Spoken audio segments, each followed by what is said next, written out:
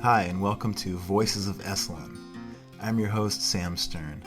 Today, we enter into a quantum field of coherence with our guest, holistic optometrist Sam Berne.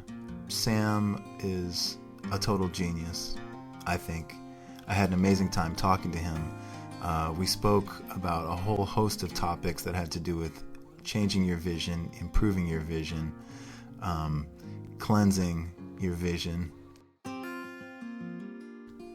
I hope that this interview is going to be interesting for you. It was extremely interesting for me to take part in. The thing about today's interview that's a little bit different than most is that Sam and I did a process. I didn't know that he was going to ask me to engage into a vision/psychological process with him, but when I came to his yurt to interview him, that's what he wanted to do. So when I first came into the room, Sam anointed me with frankincense and mugwort, and we talked a little bit about medicinal aromatherapy. The thing about Sam is he uses many paradigms to kind of speak and teach about vision. We got into talking to my eyes. He had me talking to my eyes. So it's definitely kind of out there, but I just went with it, and I hope that it will prove healing and interesting for you as we take a foray into light and color therapy, speaking about the importance of the liver and detoxification, nutrition, the possibility of never wearing glasses again. So please enjoy my conversation with the one, the only Dr. Sam Berne.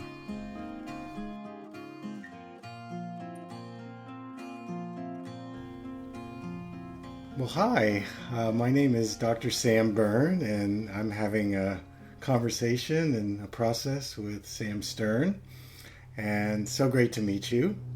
So a little bit about my background. I'm actually what we call a behavioral optometrist. That was my first educational foray. And what is a behavioral optometrist? Basically, what I do is I help people heal their vision using a lot of holistic methods. And I believe that the eyes are connected to our whole body in terms of systemic and energetic health.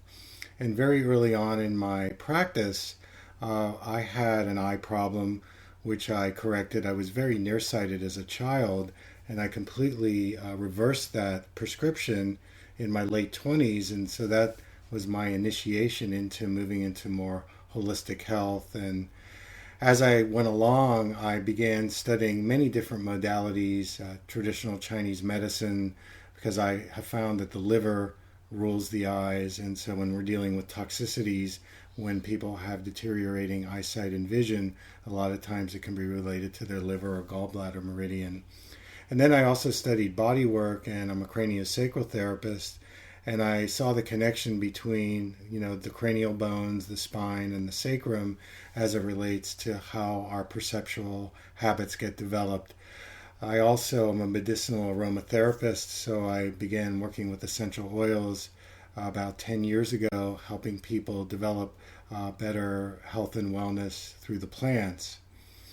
I'm also a continuum movement teacher, so I've done a lot of work in somatic education, and continuum has been very popular at Esalen. The founder, Emily Conrad, was one of my teachers, and Emily offered continuum movement for many, many years here. And continuum is a process of using different sequences of sound, breath, and spiral movement that actually enhances our fluid body and our fluid consciousness. And a lot of eye problems are actually caused by a solidification of the eye tissue, because the eyes need a lot of oxygenation and hydration for health. So in my career, which is over 30 years, I've developed a lot of different methods to help people heal their eyes and vision, and kind of watch the echo connection between the eyes and the brain and the body. So I'm very excited. This past month, I was a work scholar leader, which means that I was working with people for a whole month in the area of my specialty, helping them improve their eyes and vision and overall health with many of the group processes that I've developed. And I think we're going to be doing a couple of those exercises, perhaps. Okay, yeah, I'm into it. Okay. So the first thing let's do is let's anoint you with these two beautiful medicinal essential oils. The first one is frankincense. And one of the ways to introduce yourself to these oils is by smelling, because the olfactory sense actually is very connected to our limbic brain, so our emotional center and our amygdala. And also the essential oils offer us kind of an adaptogenic experience where wherever your body's out of balance, if you start applying the oils, it will bring your body into balance. So I'm going to apply a drop of frankincense right on your third eye, since we're going to be working with our physical eyes, and I'll also do the same thing so that we are in a coherent field. I find that when we're in a quantum field of coherence, that there's an amplification in the healing, and we don't have to do a lot. Things just kind of happen beautifully. And then the second medicinal essence I'm going to introduce you to is mugwort. And mugwort is a wonderful essence. I'm going to put it on the crown of your head. Mugwort is, many people that are acupuncturists may know mugwort as the moxa that we burn when we do an acupuncture treatment. But in terms of the quality of mugwort in an essential oil, it's really good at moving blocked energy. So I was doing a public workshop 2 weekends ago, and there was a guy in the class who was suffering some real trauma in his eyes, and he wasn't able to move through it. We were doing some light and color therapy, and I gave him some mugwort, and then afterwards he had this major emotional release, and then his eyesight got really clear. And I felt that the mugwort was a great catalyst in the overall process. So I use the medicinal essences, the aromatherapy, as a way to support people both on a biochemical level, but also on an energetic level. So they can be very, very powerful. When I anointed you with those, did you have any sensations or any experiences either with frankincense or mugwort? I felt an opening from the mugwort, kind of just like a spreading. Mm-hmm. Mm-hmm. And a lot of times that will happen, of course, when we spread our tissue or spread our body consciousness, there's better energy flow. So that's really cool. Okay, well, one of the things I think we should do as a start-off point is we should have you talk to your eyes. So this is an exercise that I've developed called eye dialogue. And what it is I'm going to actually ask you to cover your left eye with your left hand. Okay, and you might use your palm, so you're not going to press on the left eye. And so immediately when you cover your left eye, what is your first awareness that comes into your consciousness when you cover the left eye? An initial feeling of just identifying with like a pirate. Mm-hmm. Mm-hmm. Okay. And then that passed. Okay. And now I'm feeling the energy in my left palm kind of surrounding my left eye. Okay. So we're going to talk to the right eye. So just use stream of consciousness here. And the first question I'm going to ask the right eye is, how old do you feel? 32. 32. Okay. And we're going to ask the second question, which is, right eye, do you know you're married to the left eye? No. Okay. Well, who does the work in the relationship? Left eye. Left eye. So what is your function in this marriage? Power.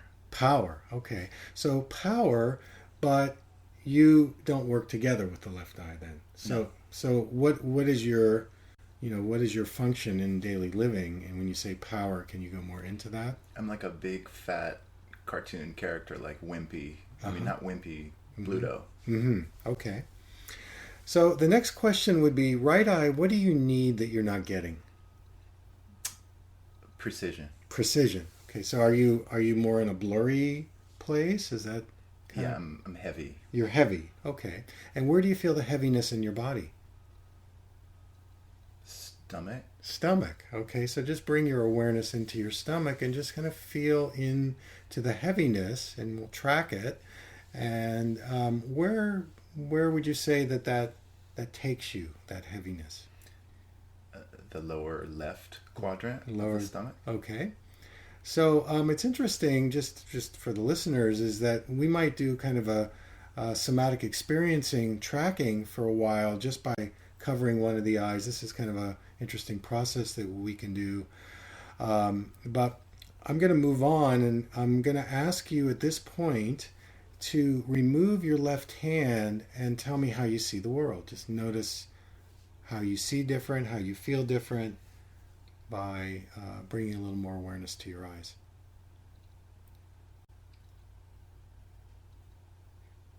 I feel safer. Feel safer.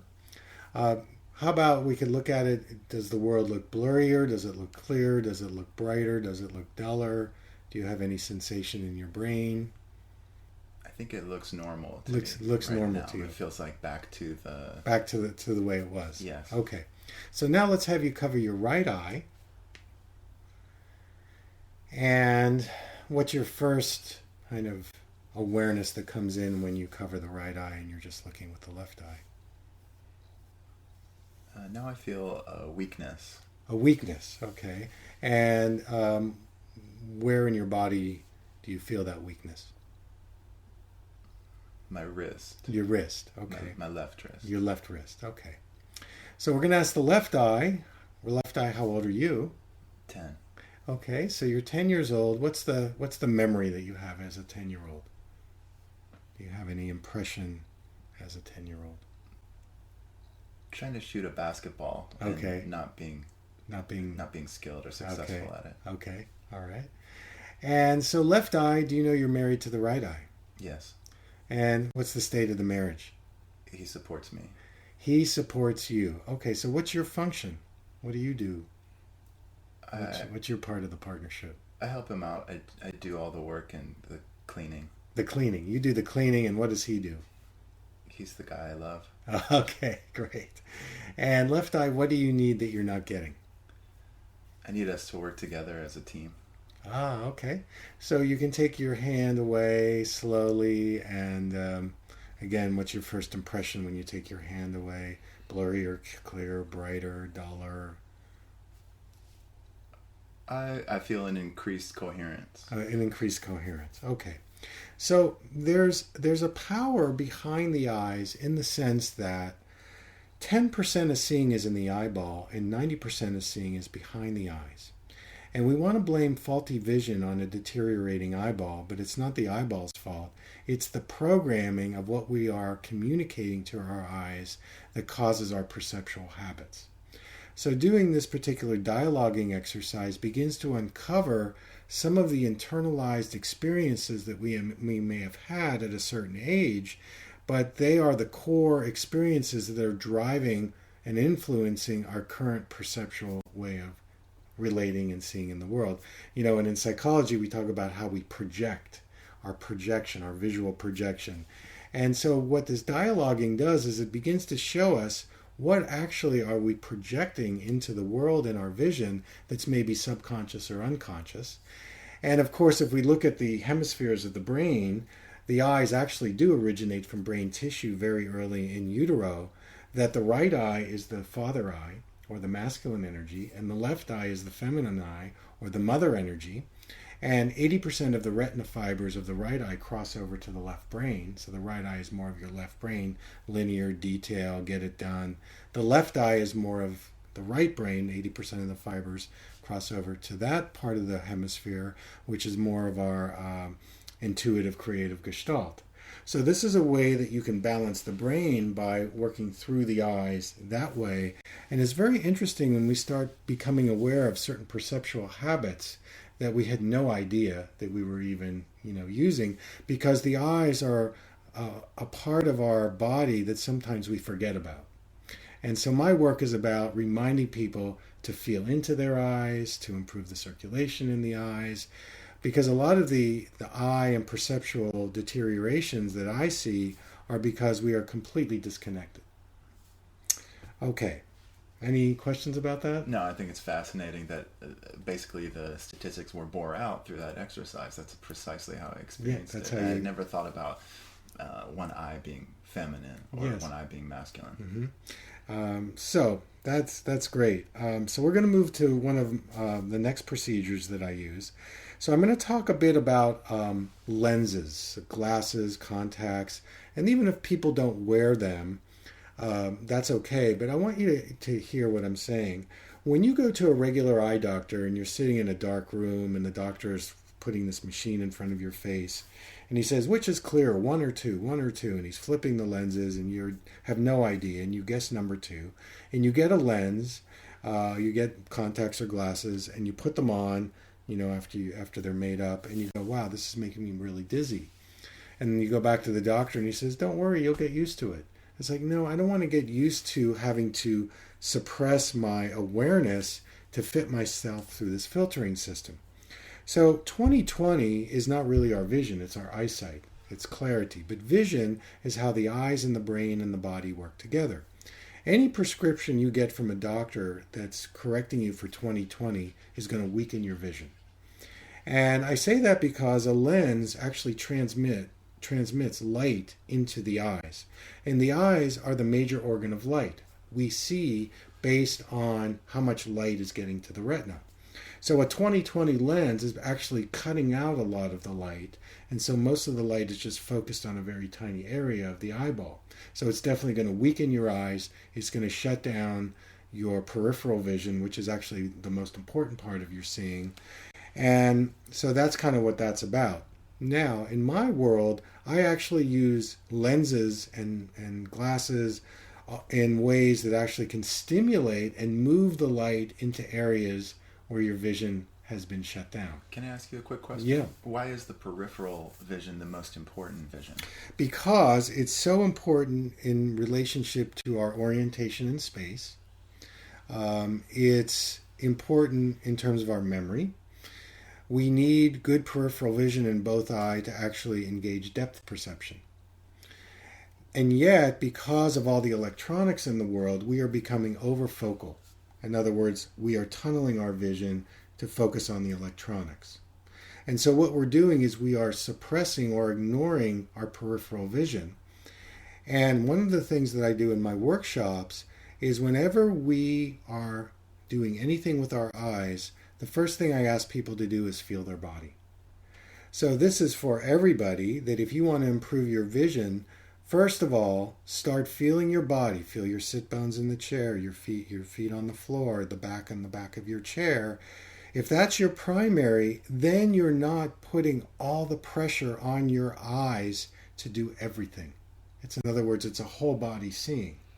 And when you start feeling into your body, that immediately spreads the eye tissue, it spreads the vision into more peripheral, and it's more relaxing. You start activating your parasympathetic nervous system, which is the more rest and settle part of our autonomic nervous system. It also changes our cranial rhythm. It slows it down. It also relaxes the liver meridian. So I've measured all these things, and so feeling the body and then looking is a really great way just to begin to move out of that habit of tightening, compressing, narrowing. That's our survival response. And we put a lot of tension into our eyes as a hypervigilance. In fact, some of the somatic therapists that I work with will tell me that 60 to 80% of body tension is carried in the eyeball. And so as we start kind of doing things with the eyes, there's an incredible release of tension, and it's very balancing in the nervous system and the fluid body. Yeah, we don't think about these things because we are treated when we go to the doctor's office as the eyes are a mechanical, separate process from the body. They're only going to age worse. There's nothing you can do about it. And those are all myths. They're not truths.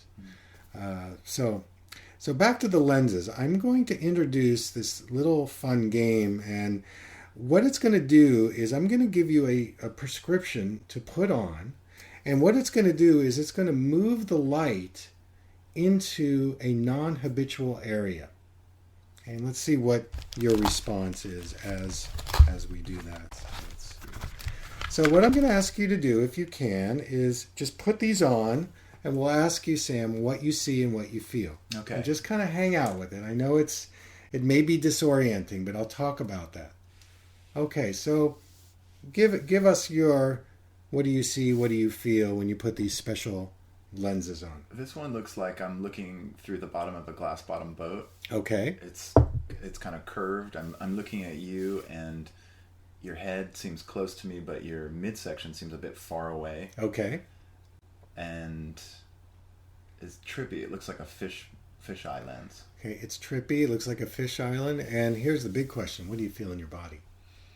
Actually don't feel that bad. It feels like a carnival ride, or it's somewhat fun, like a fun house. A fun house. Okay. And any changes of color, any changes of, shape, blur, anything like that as you move around, move your head, move your eyes? The blues look kind of indigo. Uh-huh. And yeah, there's just a brightness. I feel like a lightness in my feet. I don't feel sick or anything. Lightness in your feet. Okay. So what I'm doing is I'm giving you a prism lens that's actually spreading the light way into your peripheral vision that habitually you would never even know about. And in doing that, it's beginning to kind of awaken one thing, that we can be more playful with our vision. Number two, it's actually really good for our system to go into disorientation and then have the brain say, can I come back to reorientation? That's really creates more vitality on a cellular level. We talk about dissolving and resolving. And the dissolution, which is part of what the vision is saying, okay, you can't have your normal habitual way. That dissolution is about letting go. It's about softening. It's about movement. And then the resolving is saying, okay, new rebirth. Okay. And that particular inhalation, exhalation, which you're doing now with the prisms, is actually creating more energetics on a brain level, a cellular level. See, we are so afraid of disorientation and blur because of what the meanings we've given it. So if I said to you, what is your belief system on blur? Blur means what to you? Fear. Fear. Blur means fear. So there's some part of you that's going to always say, I don't want to feel that fear. I don't want to feel out of control. And we put all that tension in our eyes. So the practice right now is, again, the context as you're just sitting here, is can you embrace the blur? Can you embrace the disorientation? And in doing that, it's going to dissolve all the kind of that hypervigilance attitude that we put into our eyes. And then when you take them off, you're going to go, wow, now I'm really seeing with fresh eyes. So go ahead and take them off and give us your impressions about how you see and how you feel just by wearing this particular prescription. I feel some disappointment. You liked what the prisms were doing to you. Yeah. Yes, I enjoyed that altered reality.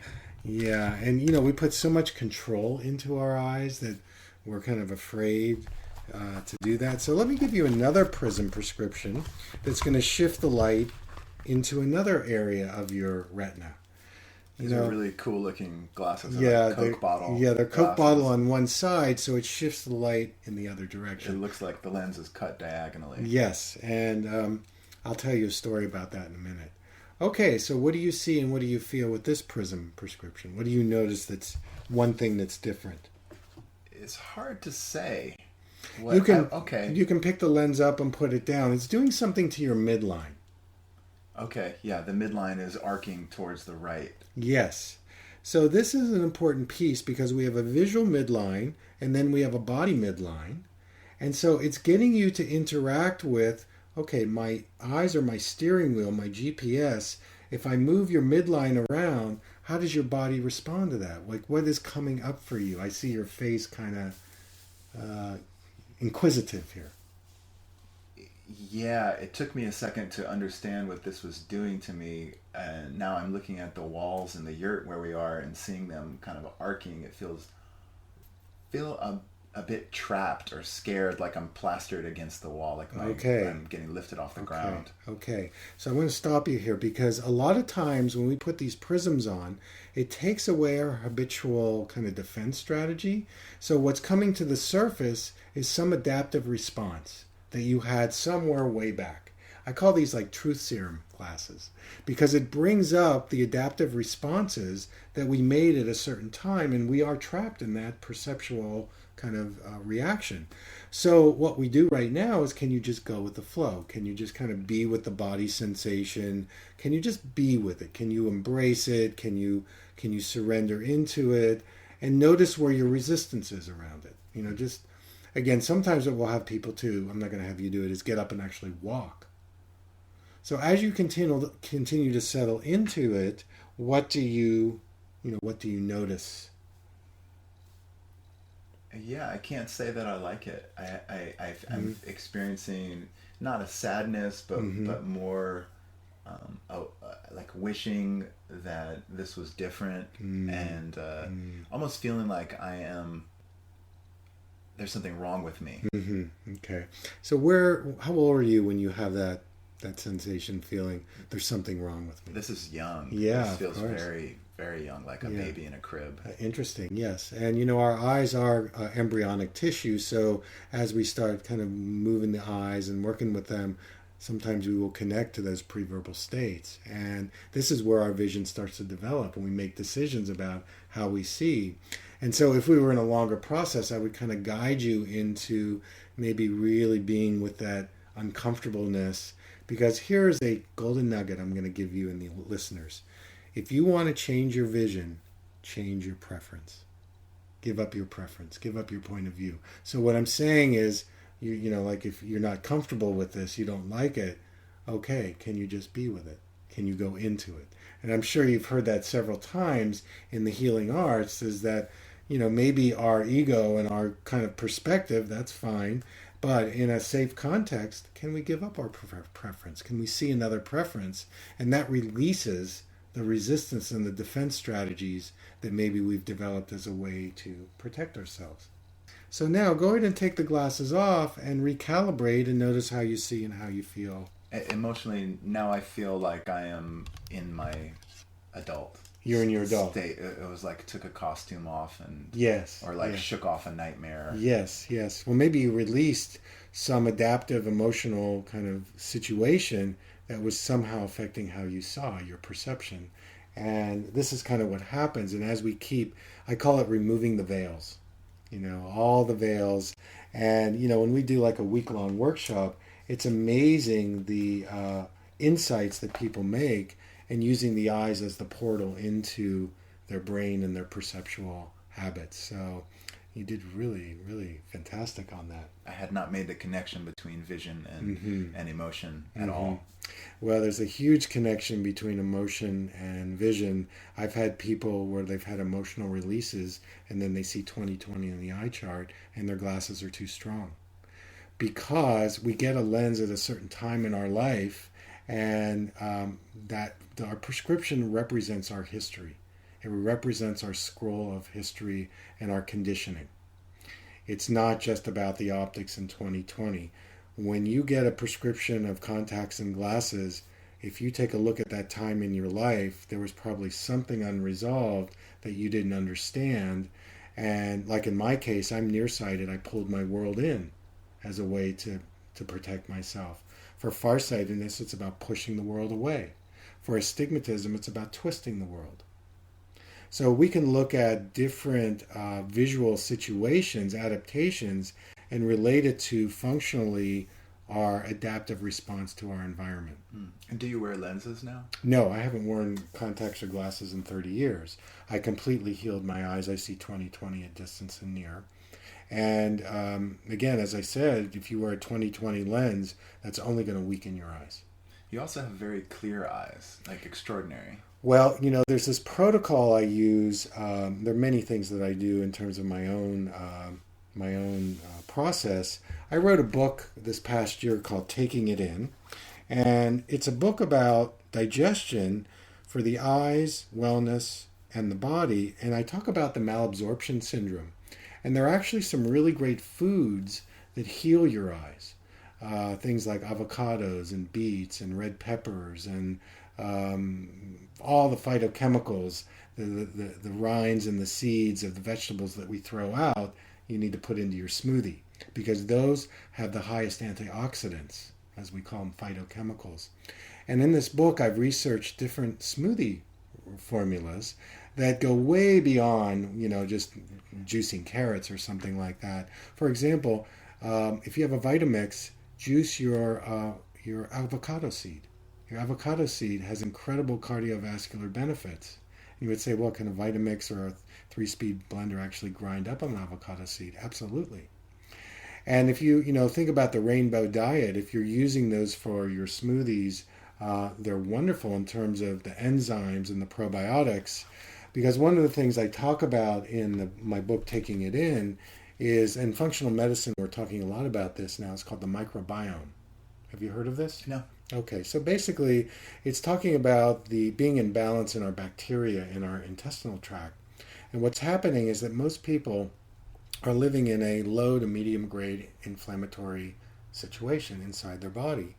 And the tight junctions, which are like a mesh network in the intestinal tract, are getting destroyed because of gluten, because of pesticides, because of depleted soil, because of antibiotic use. So we're out of balance in our own microbiome. And so it's healing the tight junctions. It's using a broad-based probiotics, because a lot of probiotics make it a monoculture in our intestinal tract. And the key is having better dietary absorption, because then on a cellular level we have more energy being produced by the mitochondria, which then pushes the metabolic waste away from our cells, and so we have less toxicity. So what would be an example of a broad-based probiotic? Well, that's a good question, because I've been doing a lot of research on what is a broad-based probiotic. I think that, number one, I'm not really a big fan of a lot of dairy. So I would look for, there's actually a company down in San Luis Obispo that makes this amazing probiotic that's coconut-based. So there's no dairy involved. But what they are doing is they are making this culture of probiotics where it's so many different strains. But what I would tell listeners is that to alternate your probiotic use. So if you are taking probiotics, to vary the different types of probiotics that you're using so that you're not just taking the same thing. And then in terms of enzymes, again, the smoothies are really great in terms of that. There's also other kinds of ways to get, good enzymatic action into your body. And then, of course, I bring in the medicinal essential oils, because you can rub them on your abdomen, you can, drink them. So there's lots of different protocols that I use, but I'm a scientist, so I like to see a lab test. I'm not one that says, well, take this, take that, take this. And in my book, Taking It In, I talk about some really interesting biochemical tests that one can do beyond the 24-hour snapshot of the regular blood test that can tell what's going on cellular level. Mm-hmm. You also mentioned earlier in this hour about your liver being a key element for eyesight. I wonder if you might speak about that for a moment. Sure. Well, absolutely. I think in our world today, we're being bombarded by so many exotoxins, endotoxins, pharmaceuticals, chemtrails, just GMOs, and there's all kinds of issues around that.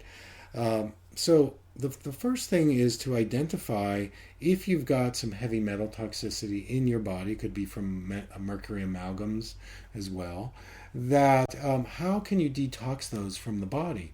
And the liver is kind of one of the main organs that helps us with detoxification.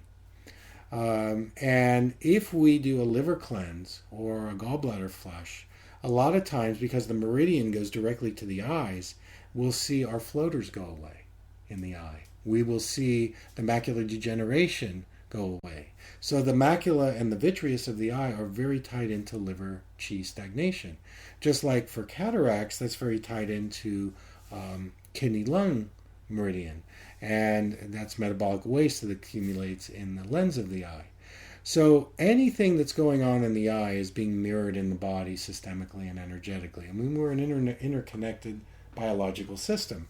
So the liver is a very important organ to keep healthy. So I'm going to bring in another concept here, is that in 2009 I met a biophysicist named Konstantin Korotkov, And he developed a digital Kirlian camera called a GDV camera, and I've brought it to Esalen many times. And this is a camera that scans your body and can give us numerical analysis of your energy fields, your chakras, and your acupuncture meridians. And it's a scientific machine. It's actually used in the hospitals in Russia. And I will use that instrument as a way to measure our biofield, our energy fields, our chakras, and our meridians. And I was doing an open seat yesterday with my group, and everybody in there was having liver stress. Everybody in there was having inflammatory response that we saw in the biofield. And the energy field is kind of like our bank account that feeds our physical body. And so through the modalities that I have used, color therapy, essential oils, light therapy, there's lots of different techniques that I've developed.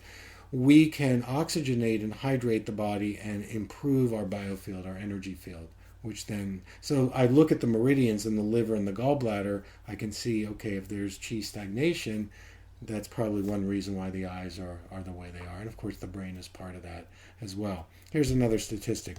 The eyes and the brain make up 2% of the body weight and use 25% of the food intake.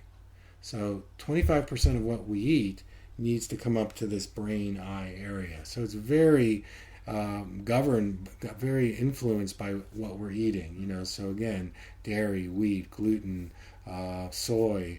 If we can, my eyes are so clear because my diet is more plant-based, and I'm not eating those chemicals, and I'm not eating processed food. That's kind of what all that's about. If that helps you. So I'd like to do a process now, I think we've got the time, with this little exercise called the Brock string. And this is an exercise, I'm going to have you do this, it's kind of fun. So what you're going to do, Sam, is you're going to take the end of the string and just hold it up to the tip of your nose. And I'm going to spread the first bead, so this is 3 beads on the string. The first bead is going to be at about 12 inches from your nose, and then equidistantly the second bead is, 24 inches and then 36 inches. So this is an exercise on improving your attention and focus. I'm going to ask you to look at the closest bead, which is the green bead. And what do you see and what do you feel as you look at the green bead? How many strings and where do the strings cross? I see 2 strings. Okay. And they're crossing kind of in the middle of the green bead. Okay, and that's what's supposed to happen. As you continue to look at the green bead and you see the strings crossing, do either of the strings fade out? Yeah, the string on the left is more transparent. Okay, so which eye sees the left string? And you can wink or blink each eye because that's going to be kind of a representation of...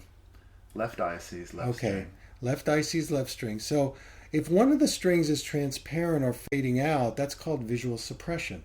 So the brain is actually shutting down one of the eyes because it's hard for you to use both eyes together.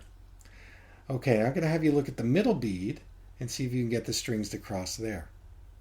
Okay, they're crossing there. Okay, and so you should see 2 green beads and 2 red beads surrounding the yellow. I do. Okay. Again, when you look at the yellow bead, the middle bead, do either of the strings go away? The left string also looks more transparent. Okay. Now look at the red bead and see if you can get the strings to cross there. So you'll see 2 green bead and 2 green beads and 2 yellow beads. I see that. Okay, and then bring it back to the yellow bead. Look at the yellow. Yes. And then look at the green. Okay. Okay. Now I'm going to have you do a second piece, which is called the bug walk, where you're at the green bead and you're going to trace the X in between the green and the yellow. So it's like you're crawling the X, using a different set of eye muscles and getting you to do this. This is great. And this is something that our listeners can pick up, a Brock string. Right? Yes, and they can just contact us. I'll give my contact information at the end. So I see you smiling. It's kind of fun, huh? You're kind of crawling the X from the first bead to the second bead and from the second bead to the third bead. It is. This is probably the first time in my life I've done an eye exercise. This is like going to the gym. Yeah, exactly. It's very much visual fitness. So you go out to the far bead and then back into the near bead. And of course, feel your body. Be aware of your sit bones and your feet. And notice when you start feeling the body, how that changes the dynamic of the focus. I notice you breathe a little more. Yeah, that just made it 50% easier. Yeah, so for listeners, feel your body when you're working at the computer. Use a physio ball. So this is an exercise that improves your attention and visual focus and your visual coordination. Yeah. It's actually very fun. It's really fun, yeah. And we do this in our workshops all the time, so it's really good.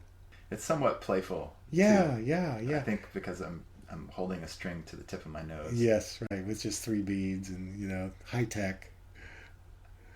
Okay, so now I'm going to ask you to rub your hands together, and then you're going to cup your hands over your eyes. So it's good to rest your eyes, just focus on your breathing.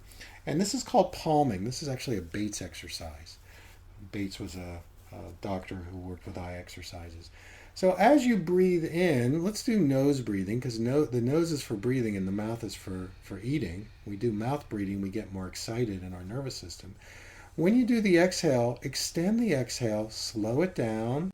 Think of that dissolution on the exhale, get to the end of that, and then the resolution is on the inhale through the nose. So you're inhaling and exhaling through the nose. Maybe do about 5 of those. And each time you exhale, see if you can slow the exhale down even more. Extend the exhale. What we do there is we're extending our wave form. So more information, more relaxation, more tissue spread. These are some of the nuances in the palming and the breathing that we do. And once you feel like you've done enough, you can slowly take your hands away and begin to open your eyes and just kind of notice how you see and how you feel.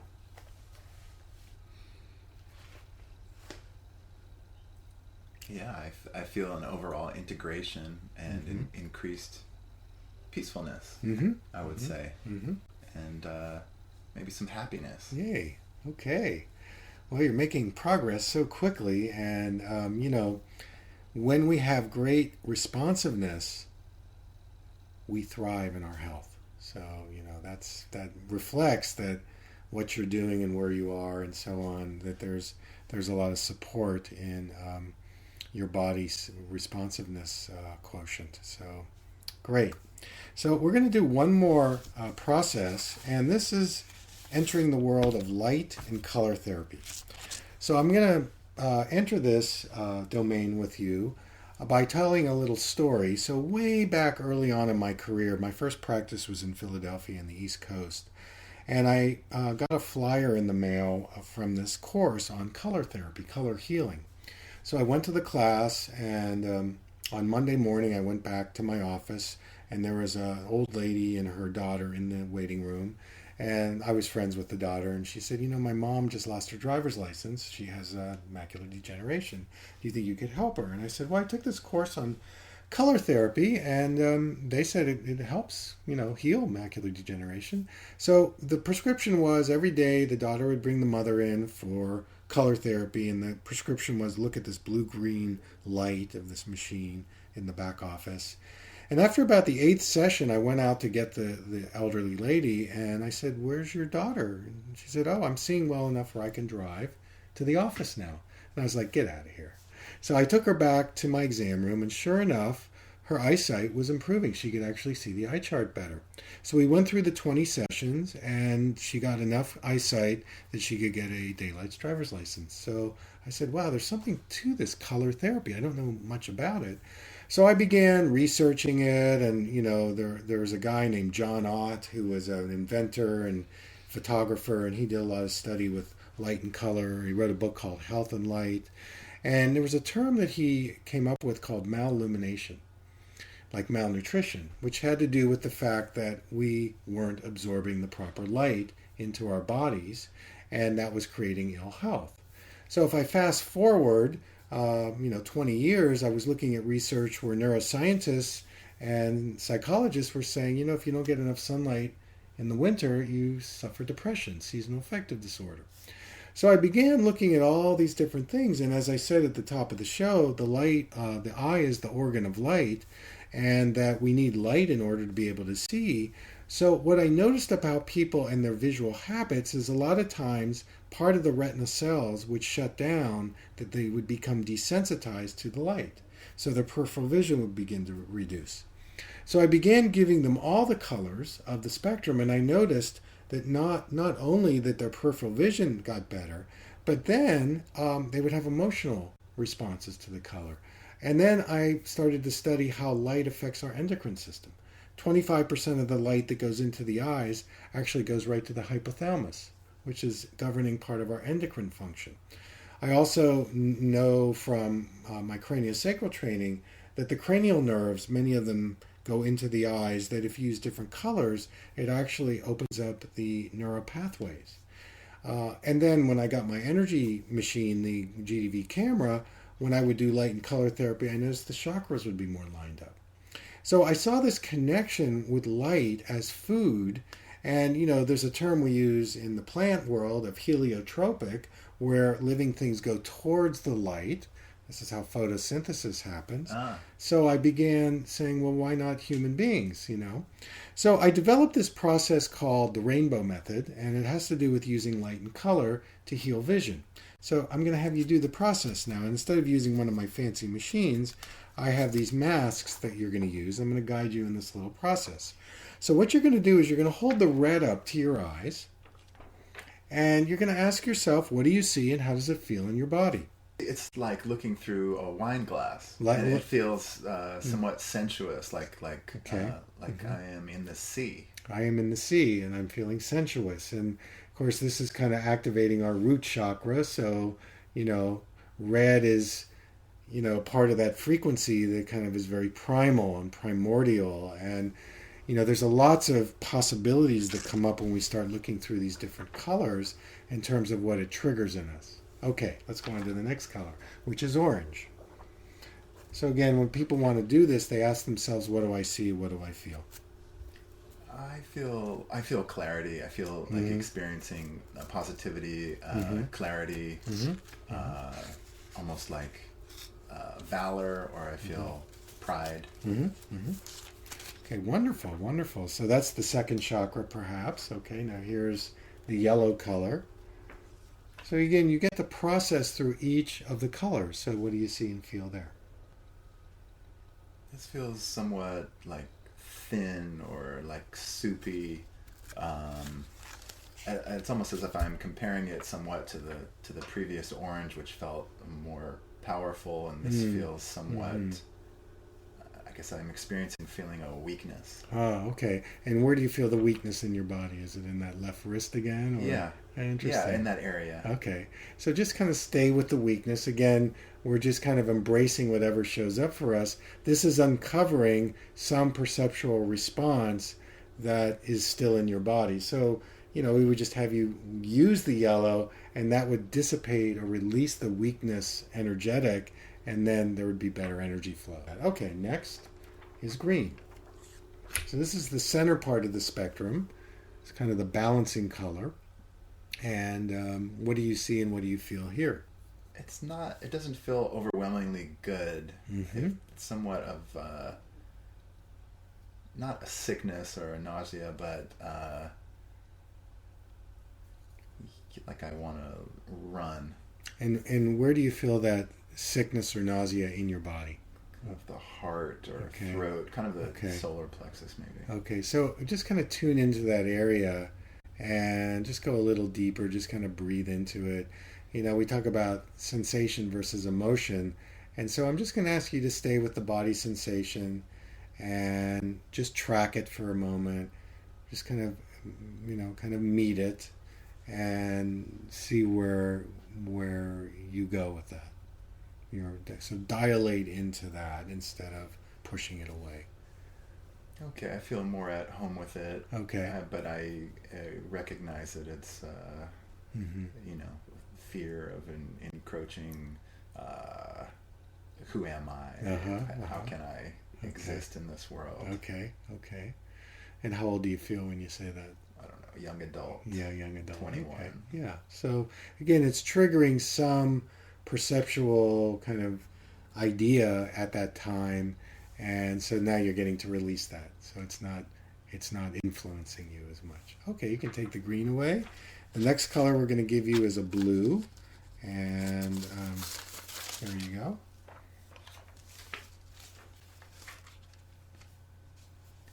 Peace. Peace. Okay, so the blue is reflecting peace. And where do you feel the peace in your body? Third eye. Third eye, okay. Mm-hmm. You know, maybe putting the frankincense on at the beginning kind of activated the third eye. We will do a chakra meditation where we do 7 oils for the 7 chakras and then do color therapy and sound as a way. We did that last night with our work scholar kids. So anyways, that's really good about blue and peace. And so now the last color is going to be, we'll see what color you think it is. Is this purple? Yep. This is, this is really beautiful. And I'm looking at some flowers behind you that are outside that are illuminated in a special way. This feels, I don't know, ascendant, spiritual, holy. Yeah, there you go. I feel gratitude. Yeah, so there's the crown chakra just kind of opening a little more. So you're using the eyes as an entryway to open up these different portals. Okay, so now if you would, just close your eyes for a moment and just kind of tune into your body. And we call this open attention in continuum. And so just go into this open attention for a moment. And what comes to the surface, either in sensation or vision or listening? I'm feeling a kind of a heaviness on my right side. Okay. Almost like, I had those prism glasses that were diagonal, that were tilting me to the right side. Yes. I feel like, like if I wasn't supported, I might fall over to my right. Do you want to move a little bit in that direction and see where that goes?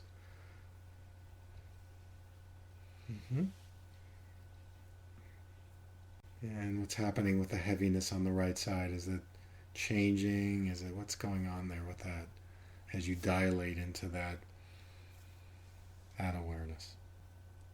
I feel some integration. I still feel the depth of it. I almost feel like I've been to the gym, but in my head. So is it just in your head, or is it also in your body? No, I'm experiencing it in my body as well. I guess I'm experiencing things a bit more mentally than I am physically, but if I get into my body a little bit more, I do feel like things are concentrated on the right side. So that might be an idea if you're getting some body work. Like if I had you in my office, we might do some cranial sacral and kind of see where that right side would go. So that might be an interesting inquiry for you to explore the right side, left side situation. But it's this open attention is really great because it means there's no preconceived intention. It's kind of like you're just going with what comes to the surface. And that can create a new birthing in creativity and impulse. And so, the visual channel is one way to help expand that creative experience by going into the body and saying, okay, what's the responsiveness? What's the stimulus? Okay. And are these readily available, these colored pieces Yes. of plastic? So I sell them.